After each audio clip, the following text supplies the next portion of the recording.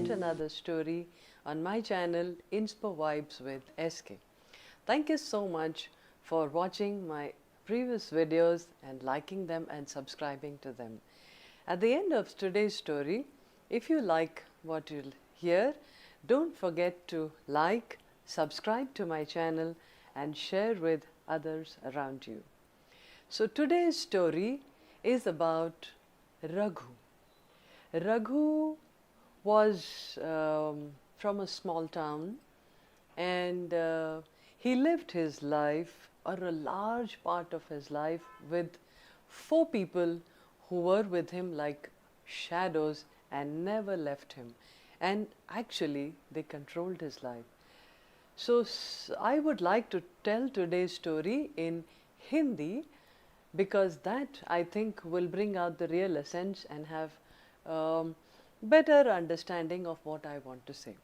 So दोस्तों, आज की कहानी है रघु की। रघु एक लड़का जो एक छोटे से शहर में पैदा हुआ और बड़ा परिवार था, 4 बच्चे। जब वो कुछ करता, हर जगह, हर बार, हर चीज़ में उसके माँ बाप उसको एक ही बात कहते, ये 4 लोग देखेंगे तो क्या कहेंगे। दोस्तों के साथ बाहर खेलने मत जाओ, लोग देखेंगे तो क्या कहेंगे, लड़का पढ़ता नहीं है। कॉलेज में गया तो माँ बाप ने बोला ऐसे वैसे दाढ़ी वाड़ी नहीं बढ़ाना है, 4 लोग देखेंगे तो कहेंगे इनका लड़का गुंडा है।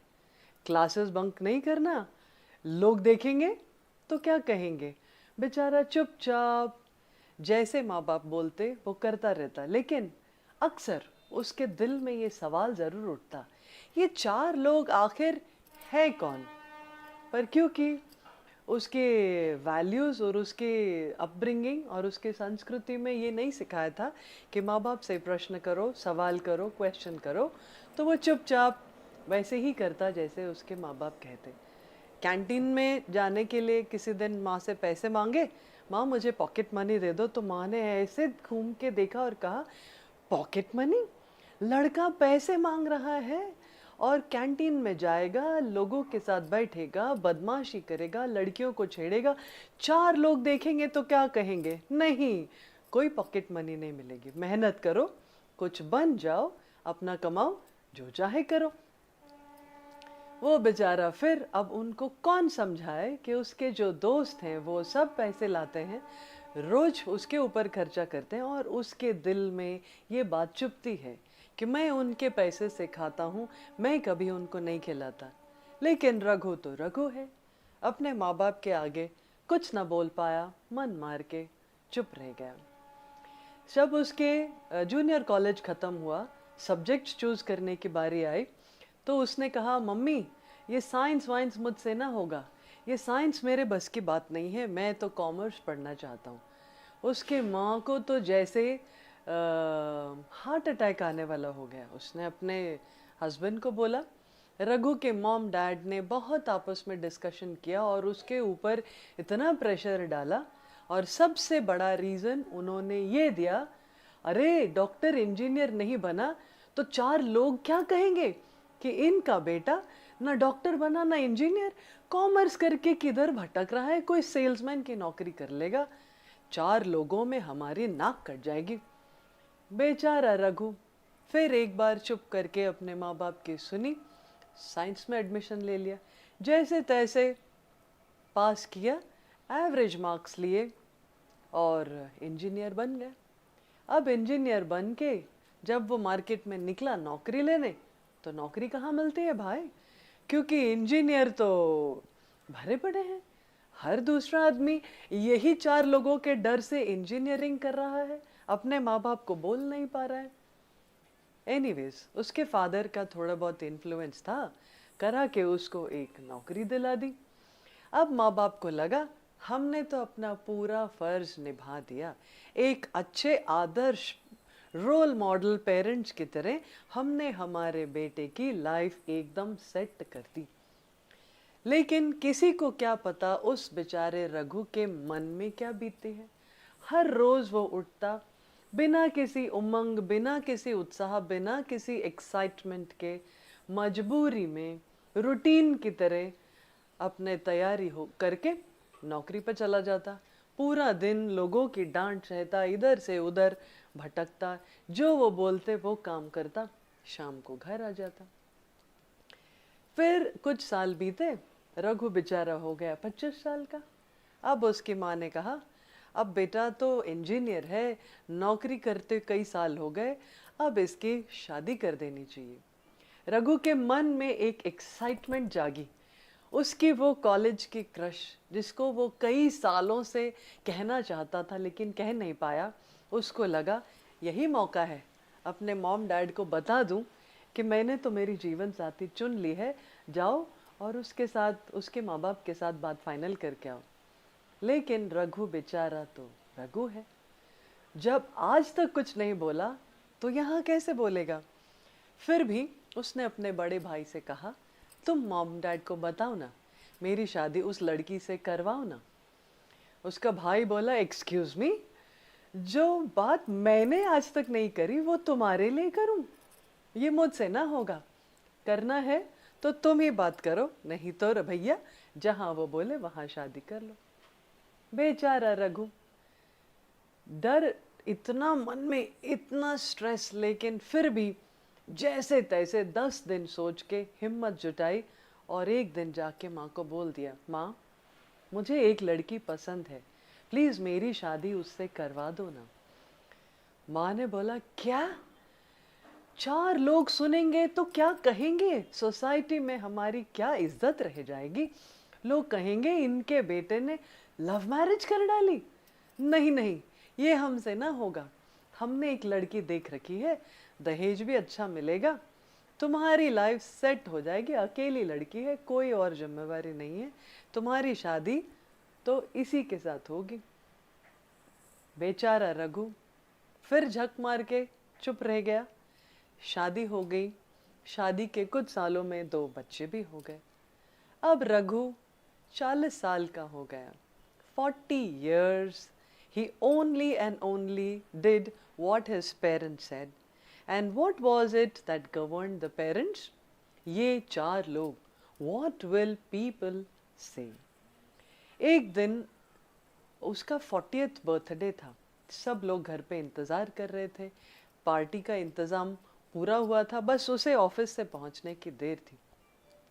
वो बाइक लेके निकला तो, लेकिन आधे रास्ते ही न जाने क्या उसके मन में आया, क्या जो इतने सालों से उसके अंदर तूफान बंधा हुआ था, वो आज तूफान ने पूरे बांध तोड़ दिए।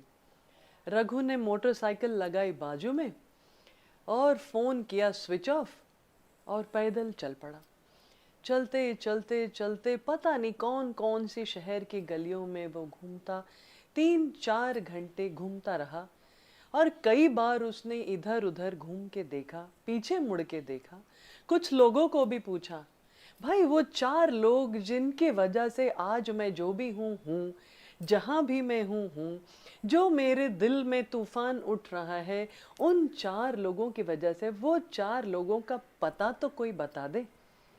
जब मैं नौकरी ढूंढ रहा था, लिंक्डइन पे अपना प्रोफाइल डाला, तब भी उन्होंने बोला 4 लोगों ने, 4 people have viewed your profile, लेकिन वो 4 में से किसी ने भी कभी उसको कॉल करके बात तो नहीं की।